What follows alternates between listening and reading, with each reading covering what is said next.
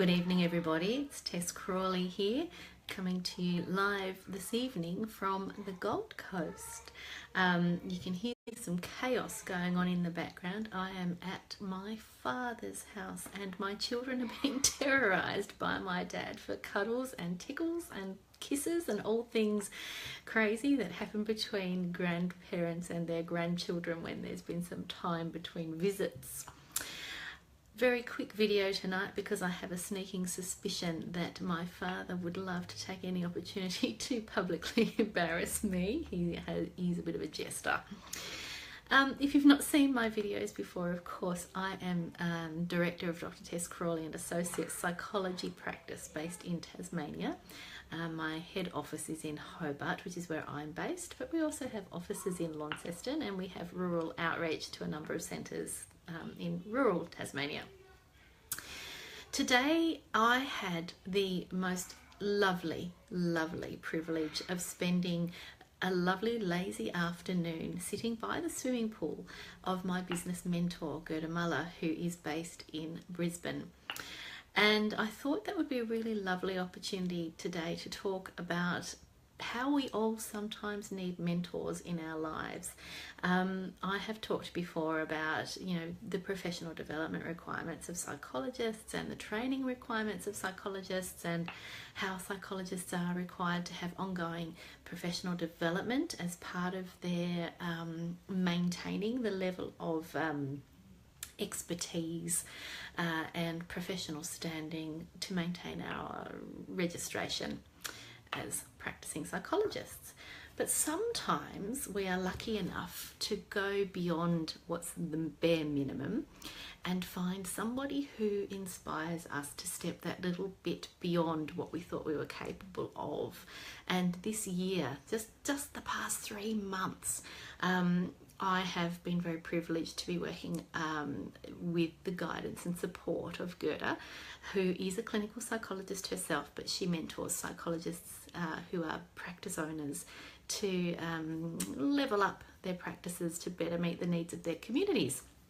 So of course that's what I've been working really hard on over the last 3 months, is leveling up our practice, making sure that we as a practice, as a psychology practice or a mental health practice, are meeting the needs of our community as best we can and as efficiently as we can. And good evening, Nat. I can see you've joined me tonight. Lovely to have you with me.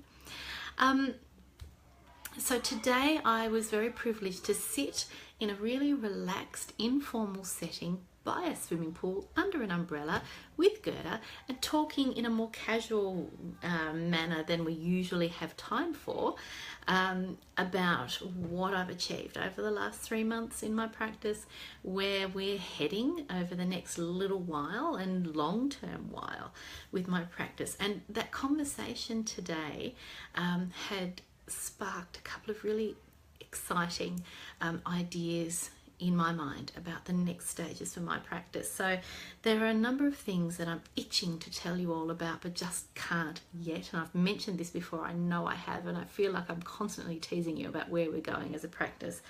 But as I've said before, the timing of certain things is not always in my control, and when I'm able to tell you more detail, I will. The idea I've had today is something that I can talk about very soon, but I do feel compelled to talk about it with my team first. So I hope you'll forgive me if I exercise a little bit of restraint and talk to them first, and then I will talk to you all about that idea later. So this idea that we all sometimes need mentors, I've thought about this today, and I've thought about it on the drive from Brisbane down to the Gold Coast today. I've thought about how it's actually okay for us all as individuals, no matter what you do in your job, if you've got lots and lots of experience at doing what you do, it's actually okay to still say, you know what, I don't know it all. I can't know it all. Nobody can know everything. I'm considered something of a senior, I guess, in my profession. I'm quite happy to say I don't know it all, and I can never know it all, and I'm happy to seek guidance and support whenever I can and from wherever I might find it. And sometimes that's from my peers, and sometimes it's from those who are at a more senior level than I'm at. But I think no matter what you do in life, it's okay to say there's always someone who can guide me, who can level me up to be meeting my potential, whatever that might be. So it might be that your passion is gardening, and it might be you're excellent at growing roses, but that you know that there's some specialized area of gardening you'd love to know more about.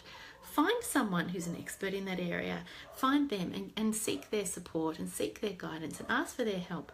People love to be asked for their advice and their support. So don't be afraid to say, you know what, I don't know it all about my particular area of expertise. It might be my area of expertise, but I don't know all of it, and I'd love to know more from somebody. So sometimes I think, particularly for people in leadership positions, it can be quite an isolating feeling sometimes to feel that you're in a position of leadership. You're expected to know everything about the area of work in which you are a leader, or the area in your community in which you are a leader, and to know that it's okay to not know everything, and to know that it's okay to ask for help or to ask for support in certain areas of work or community engagement, or even your hobbies that you're known to be extra specially skilled at. To acknowledge the areas where you're lacking in some knowledge shows, I think, an extra level of leadership or an extra level of engagement in that particular area. So don't be afraid to ask for help and support wherever you might be getting that from. So that's my thought for the day. Not particularly profound, but I thought I would share it with you. It is, of course, Friday night. I hope you're having a lovely Friday night wherever you are tonight. And being in Queensland, I've actually realised it's the Queen's birthday long weekend. Of course, the rest of Australians realise that the Queen's birthday is, of course, much earlier in the year. However, we will let our Queensland friends enjoy their long weekend. And I will, of course, see you again tomorrow. Have a lovely Friday night and take care. Bye-bye.